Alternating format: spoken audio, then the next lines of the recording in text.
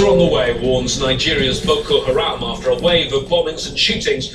What's going on, everyone? You know, just a few things I wanted to touch on that are going on in the world today.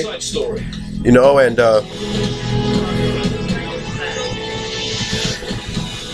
you know, it becomes pretty irritable and irritating once every time you turn on the TV.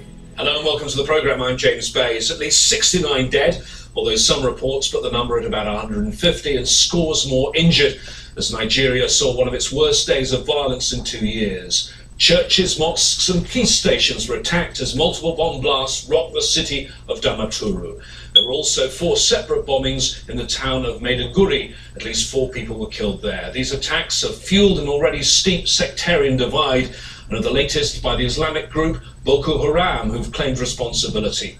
But who are they and why have they decided now is the time to escalate the violence?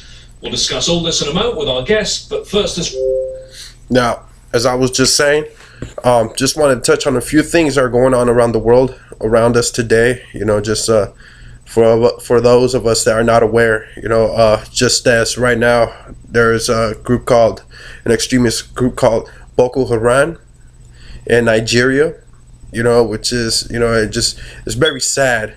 Also, what's going on right now in Israel, the ISIS extremists, you know, and with the Iraq war that we have going on as well, you know, and those are just 3 things I have just touched on so far. You know, I have not touched on the major ones as well that are going on.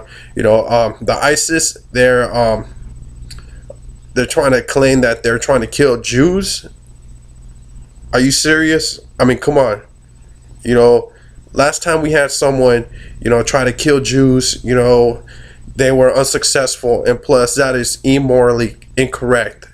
You know, trying to kill people. You know, I am for world peace, equality, human rights, civil rights. You know, we do live in the United States of America, and we love America. You know, also with our own issues that we are facing today with the police and the police brutality, such as Eric Garner's death. Go ahead and Google that up for you who are not aware with Eric Garner's death. Just Google his name. It's just another man that was wrongful use of force. They used a chokehold neck on him and he died. You know, unfortunate death for this man. You know, just go ahead and take a look. And also Mike Brown. You know, these are issues that we face in our country, yet there is still plenty of other issues in the whole world that are going on around us as well. So it all starts with being aware of what's going on in your own home. Being aware of what's going on in your own home with your family, your parents, yourself. It begins as little as your grades, your college grades, your work, you know, your chores. You know, so it begins at home, and then you know what's going on around the world around you. You know, I just wanted to touch on this, you know, because it's very unfortunate, you know, all these, you know, every time I turn on the TV, it's just, that's why I hardly watch television, you know, and I'll listen to like a lot of music, you know. Yeah, most of the time I'll post up a video and I'm trapping. Yeah, I'm trapping, you know, but at the same time, I'm very aware of what's going on around me, my family, my kids, around the world around me as well, you know. So just a little encouragement for everyone out there to also be aware of what's going on around the world, around us and around you. You know, I'm not saying we're going to change the world, but at least by us being aware of what's going on, we can change ourselves.